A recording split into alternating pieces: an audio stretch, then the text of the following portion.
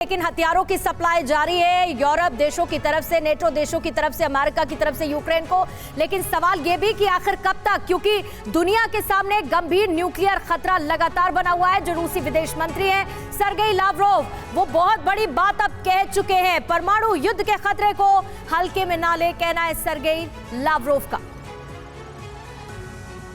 परमाणु युद्ध का जोखिम वास्तविक है, इस खतरे को बिल्कुल भी हल्के में नहीं लेना चाहिए। यूक्रेन वाशिंगटन, लंदन और पश्चिमी देशों के हाथों में खेल रहा है, लेकिन रूस जेलेंस्की की टीम के संपर्क में है।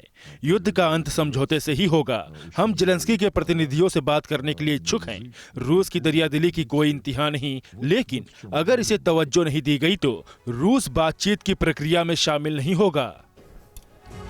तो ये आपने रशियन फॉरेन मिनिस्टर को सुना। इसी बीच एक और बड़ी खबर आ रही है, अब जेलेंस्की से सीधे बात नहीं करेगा रूस। बड़ा बयान रूसी विदेश मंत्री ने कही, बहुत बड़ी बात कि अब सीधे अमेरिका से बात होगी।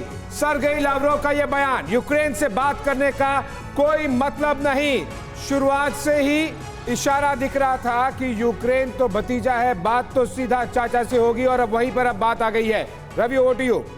बिल्कुल आशीष, और पहली बार रूस का एक अलग स्टैंड सामने आया। रूस अब जेलेंस्की से बात करने तक को तैयार नहीं है। रूसी विदेश मंत्री ने जो कुछ कहा है, जरा उसको भी समझ लेते हैं कि क्या कह रहे हैं वो और उसके पीछे की मंशा क्या है। पहली बात यह कि हम जेलेंस्की से क्यों बात करें, रूस सीधे अमेरिका से बात करेगा, यानी कि सीधे सीधे अब जो भी डील होगी वो अमेरिका से होगी। दूसरी बात यह कि रूस अब जेलेंस्की के प्रतिनिधियों के साथ बात नहीं करना चाहता, यानी उनको उम्मीद नहीं है कि जेलेंस्की से बात करने का कोई बेनिफिट है, फायदा है। अमेरिका के साथ बात करने के बाद किसी समझौते पर पहुंचने की जरूरत। तीसरा महत्वपूर्ण बिंदु। चौथा, यूक्रेन इस वक्त वाशिंगटन, लंदन और पश्चिमी देशों के हाथों में खेल रहा है। ये उनके बयान में साफ तौर पे कहा गया। आरोप वेस्टर्न कंट्रीज पर, परमाणु युद्ध का जोखिम वास्तविक है, इसे हल्के में नहीं लेना चाहिए। यानी कि वो जो तैयारी कर रहे हैं उसको भी वो कह रहे हैं कि कम करके मत देखिए। हम परमाणु युद्ध के गंभीर जोखिम को कम करना चाहते हैं। वो अपनी इंटेंशन भी बता रहे हैं कि हम इस वॉर में इस लेवल पे भी नहीं जाना चाहते। कुछ लोग परमाणु युद्ध जैसे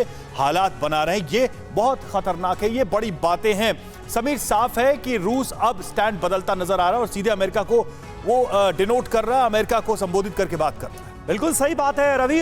कोरोना धर्म नहीं देखता, जात नहीं देखता, अमीर गरीब ऊंच नीच नहीं देखता। कोरोना सिर्फ मौका देखता है, लेकिन आप उसे मौका मत दीजिए।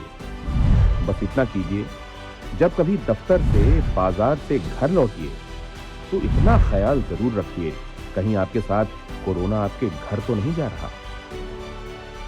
भूलिए मत, कोरोना अभी जिंदा है।